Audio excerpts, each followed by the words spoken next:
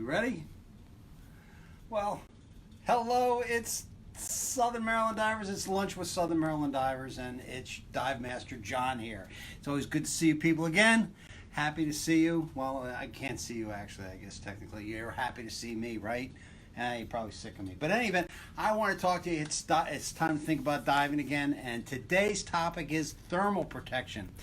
Thermal protection is always one of my favorite topics. People always want to come in, and one of the questions I ask is, what do I need to stay warm in the water?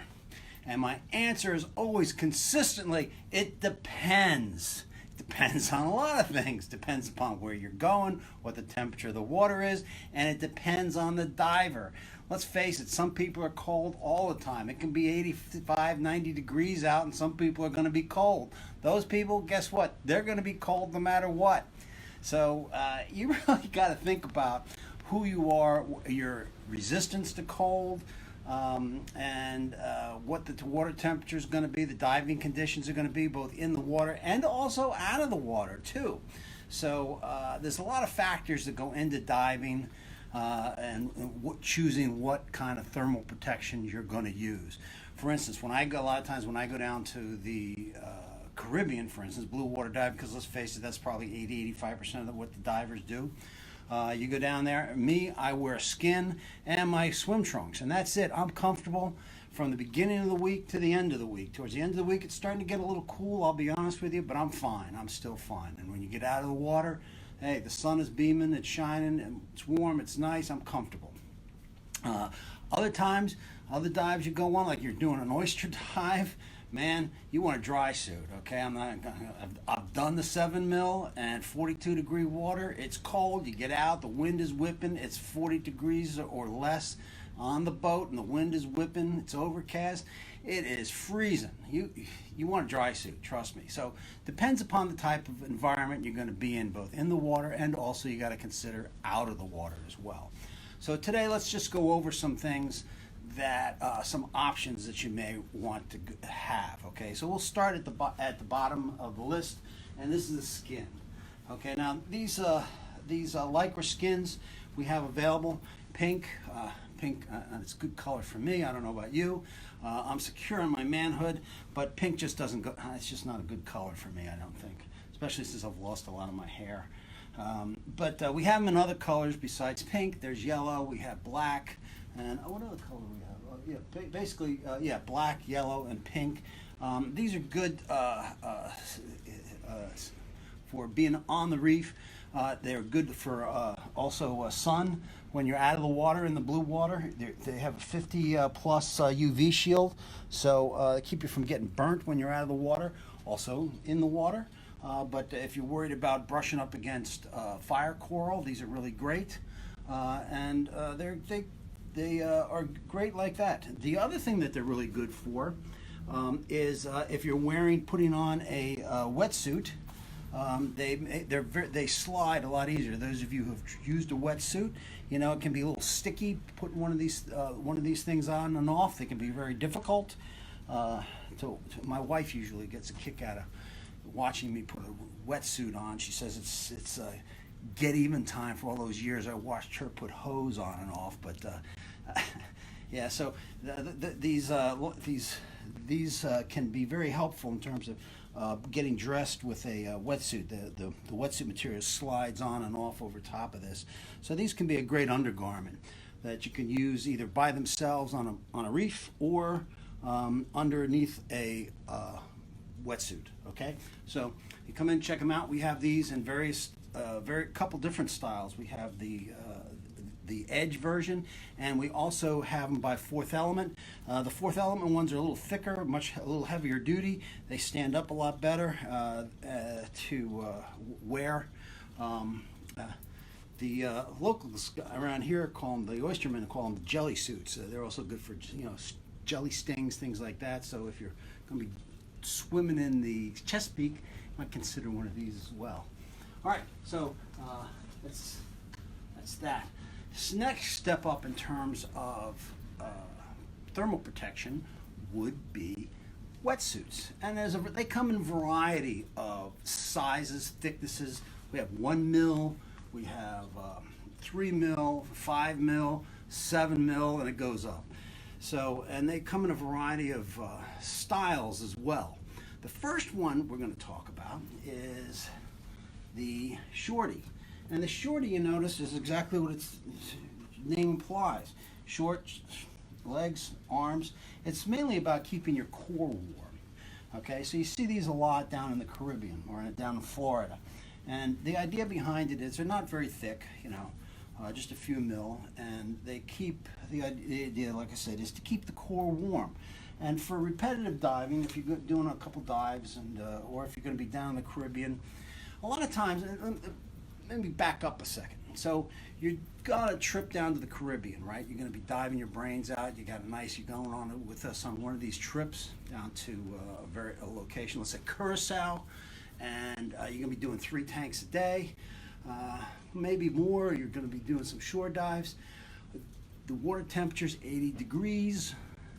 Jump in the water the first few days, it's bath water.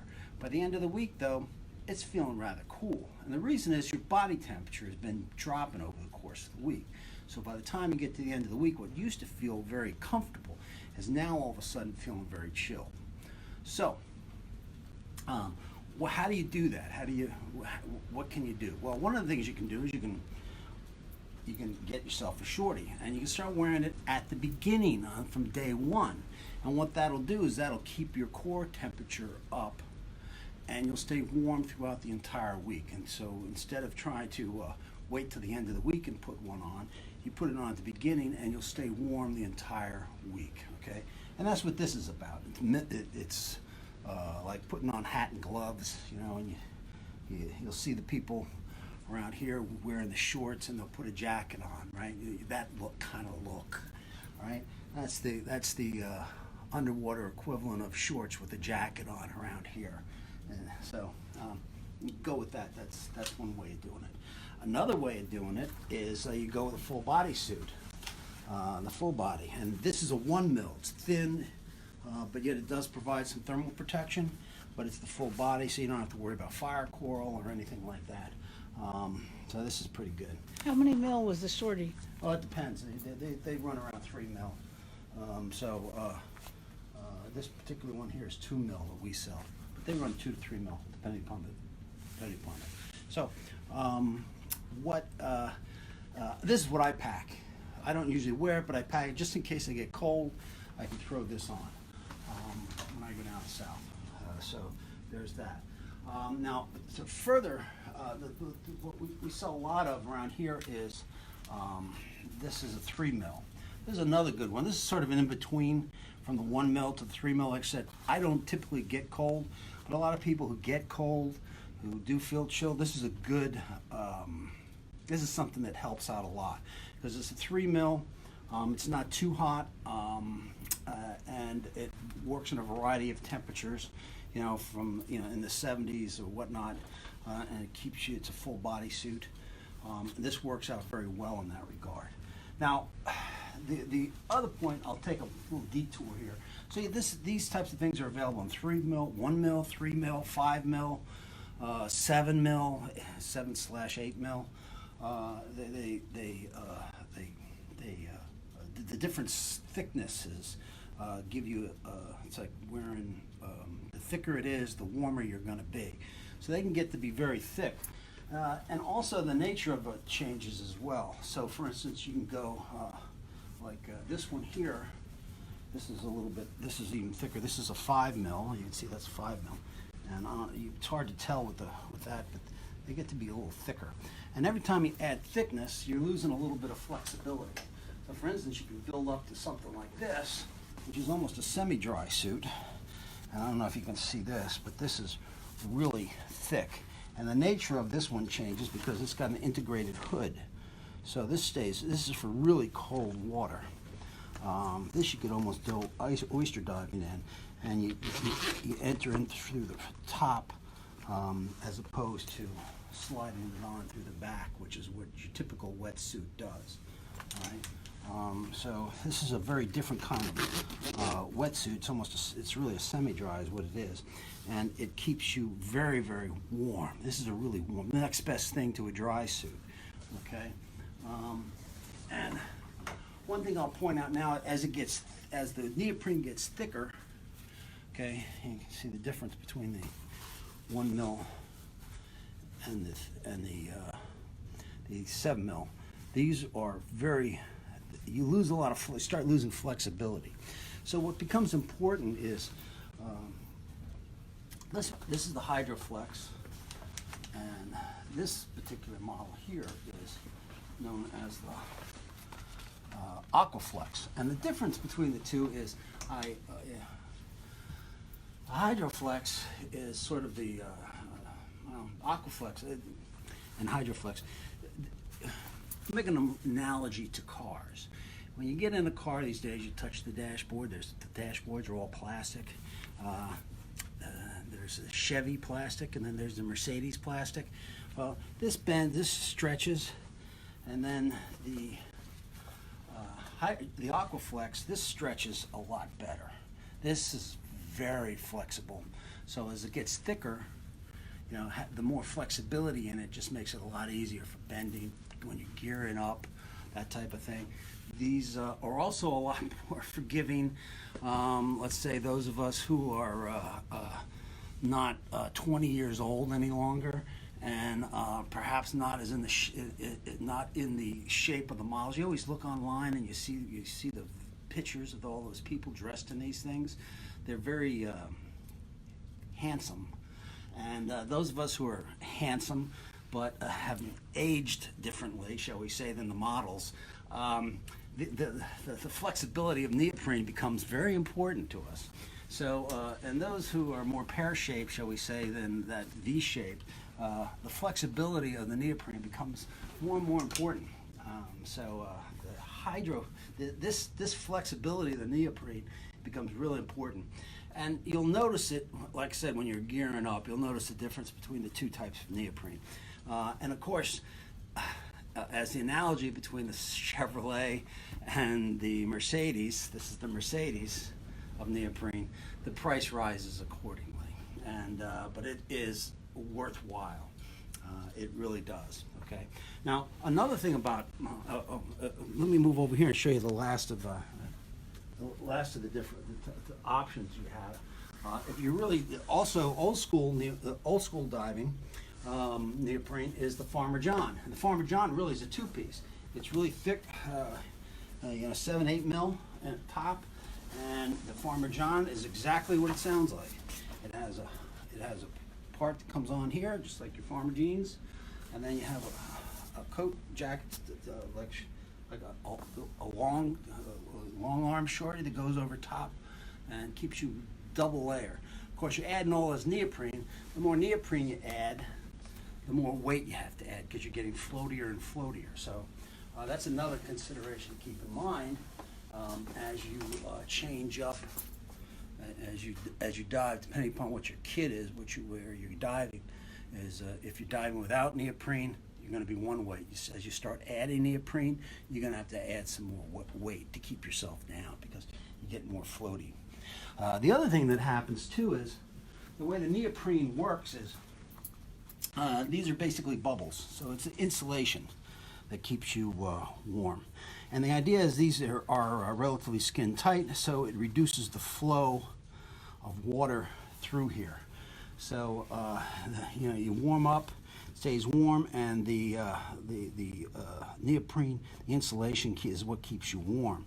Now, over the course of time, as the neoprene ages, the air in those bubbles, the cellular structure of the neoprene eventually gets crushed, and these things get flattened out. So your 7 mil wetsuit, or your 5 mil wetsuit, let's say your 5 mil wetsuit, eventually becomes a 3 mil wetsuit over the course of time. It may look the same, it may be fine, it may look, nominally may look the same, but over the course of time, it becomes it provides less thermal protection over the course of time. A lot like a pair of shocks. You don't even notice it wearing out, but then you buy a new pair of shocks and the car handles a lot better. Same thing with wetsuits. Over the course of time, they lose their thermal protection. Like I said, you may not notice it, but when then you get a new one and you go, oh, it's so much warmer, it's so much nicer. Yes, so the same thing with these. So like I said, a lot of times there can be other than they may be a little bit worn looking, but they do compress over the course of time. So something to be aware of. If you've got an old wetsuit, it's not the it doesn't provide the same thermal protection that it used to. So that's basically wetsuits. Now, addition to wetsuits, there's another part of it. What your mother told you when you get cold is to wear a hat and gloves, right? Wear a hat and gloves, stay warm, right? So what you also want to think about is when you're in cold water, sometimes you can get by with a thinner, let's say a 5 mil in cold water. Let's say you're going down to the quarry, and the instructor's saying, okay, we're going down to the helicopter, and you're going, yeah, last time I did that, it was too cold. Well, if you have a hood, you lose a lot of heat through your head. I have a very large head, so I lose a lot of heat through my head. I can regulate that by wearing a hood, okay? So you get a hood, and that can help a lot. That can retain a lot of heat, keep a lot of heat from going into your system, out of your system, and that helps keep you warm as well. Another way to help is use gloves. Gloves can also help a lot. Okay, they keep you. They can keep your hands warm and keep you from losing the heat into the water as well. And we have two different thicknesses as well. We have 5 mil and we have 3 mil. And again, one of the things you'll notice is the 5 mil, your hands are going to be warmer in the water, but you're going to lose some dexterity as with the 5 mil over the 3 mil. So it's something to consider depending upon what you're doing, how cold you get in the water, and what you're going to be doing. If you're just doing recreational diving, yeah, and you're cold, get the 5 mil. If you're going to be doing a lot of if you're going to be doing a lot of things like I do a lot of photography, I need a lot of dexterity, so I tend to stick with the 3 mil. Okay, so it's things to consider when you're in the water.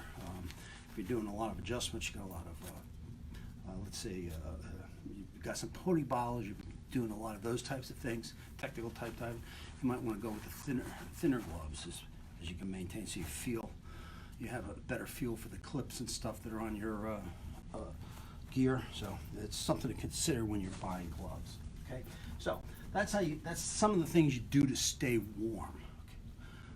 We have a question. Sure. What's the average lifespan of the thermal protection on your average wetsuit, and does that change on mill size? Yes, that's a good question. I actually don't know the answer to how long it lasts. It really depends upon what kind of diving you're doing. If you're doing a lot of deep dives, you're doing a lot of shallow dives. A lot of technical divers go down a lot of deeper, and how frequently you dive. So the frequency of the diving is what eventually crushes. For instance, I have my original, my original wetsuit. And is made by another manufacturer that we don't sell.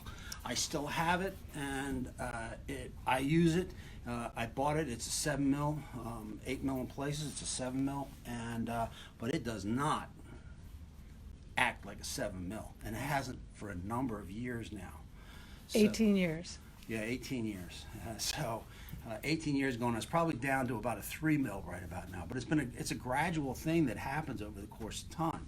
And I honestly don't know, but all I can tell you is when I finally bought another wetsuit, I was stunned at how much warmer I was in the same thickness. So I can't really answer that question there's no formula that you can plug it into, because it is variably dependent. Somebody's probably done a test someplace, but I've never actually seen anything on that. But there you go. But just be aware of it. If you're feeling colder in your suit as time goes on, it's probably your suit. It might be you, but it's probably the suit. So time to move on. I would say these things probably are good for about 4 years, 3, 4 years, 5 years maybe at the most. And it's time to get another time to move on. So the last step in staying warm underwater is dry suit. Now dry suits come in a variety of different, just like wetsuits, there's a variety of different dry suits. There are tri-lambs, which are basically one big bag that you get in. These are basically, think of baggies. You're basically putting on a baggie. And there are a bunch of different kinds. There's Tri-Lam, which are one big baggie. You get in, you put them on, and you go. We sell. We have a version of that. We sell a couple different manufacturers. Over here is one. My lovely assistant will follow me. We have one over here. This is a Tri-Lam. Yeah, and there's a lot of features on these things to pay attention to. Okay, there's storage on the side for pockets. There's in and out of them. This particular one.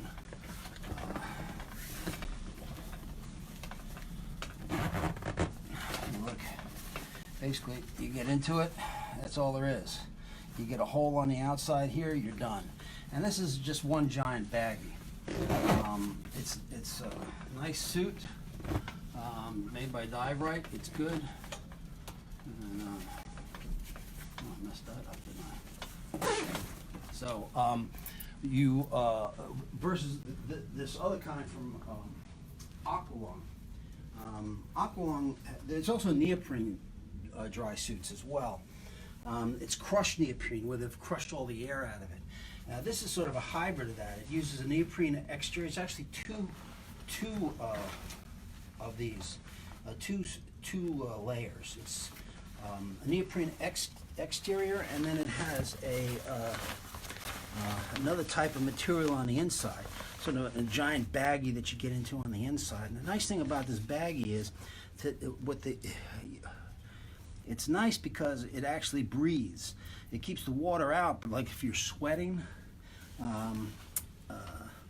the water evaporates and it will move through this material outward, kind of like it's one of those high-tech materials.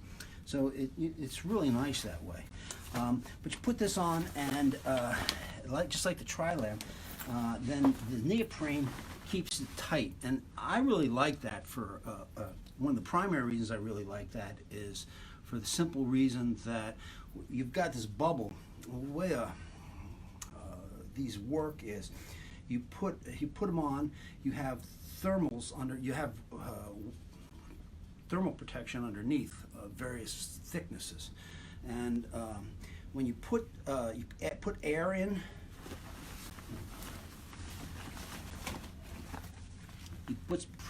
This is hooked up to your tank. You've got a hose going back to your tank, and you press this, and you add air into your suit.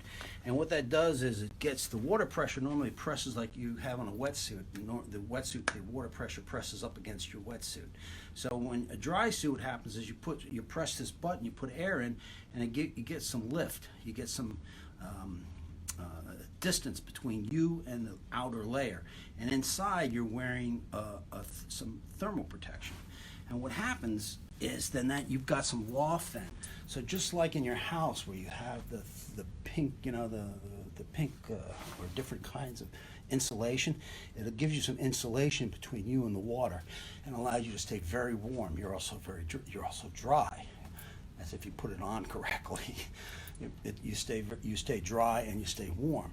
And as you go down deeper, it compresses down. You add a little bit more air, and so it stays up. And what I like about this particular system is it's like where this neoprene keeps it tight all over.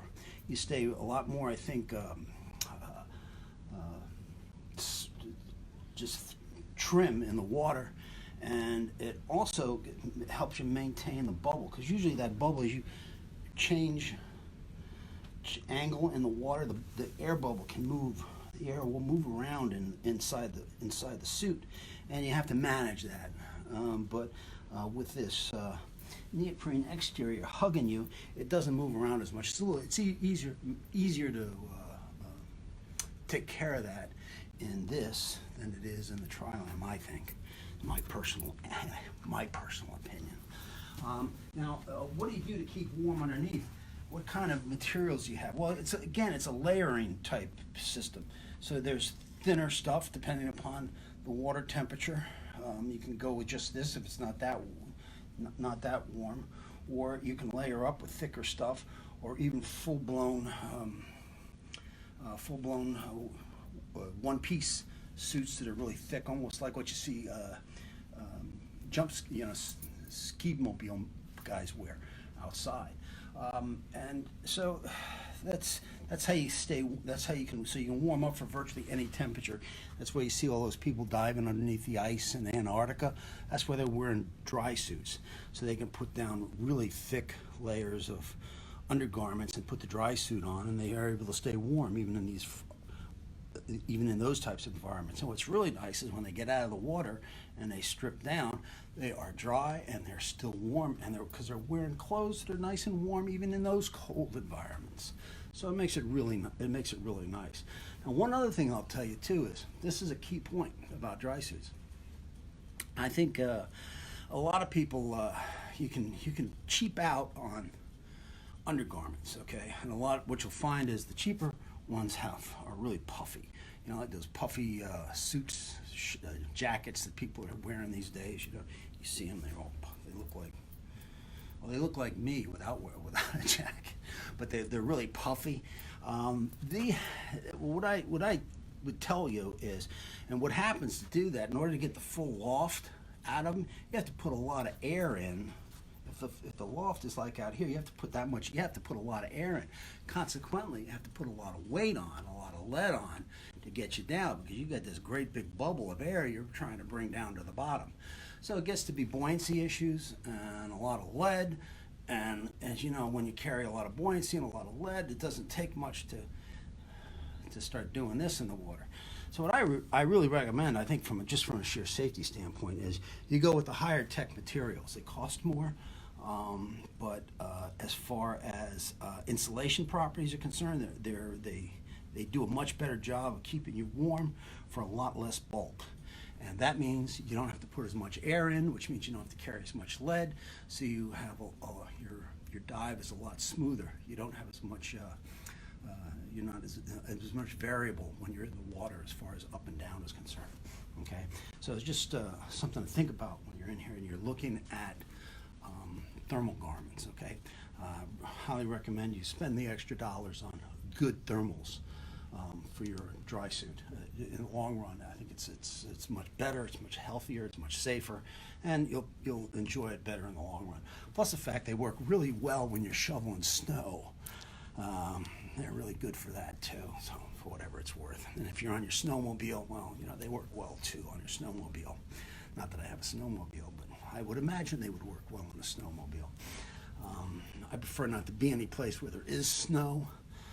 I lost that argument, which is why I'm here, not living in Florida, but I lose all the arguments, which is why I'm still married all these years. Happily even. Happily, yes.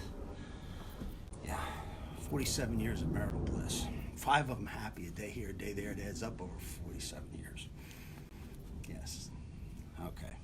Any other questions out there? All right then. Well, that is, I think that's about all we got to do about thermals. Like I said, the most important part about all of this is to dive whenever you get the chance, stay warm. It's a lot of it, again, depends upon you. If you're cold, you're going to have to, you know, if you're cold, a 3 mil in the blue water may be for you, okay? If you're not that cold, maybe just something like a skin will be fine. So it really depends upon you and the type of diving you're doing. If you have questions, you can come in, you can talk to us, and we can help steer you in the right direction. As always, come in and talk to us. We can help you. And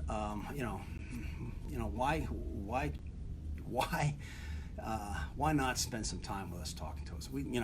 If you can't tell, we love talking diving down here. So when the opportunity arises, stick your head in the door and we'll help you do it. And we can't talk prices on these live events, but we can help you with that too, believe me. All right, so I'll talk to you guys later. Have a good weekend. Don't party too hard, and we'll see you probably on Monday.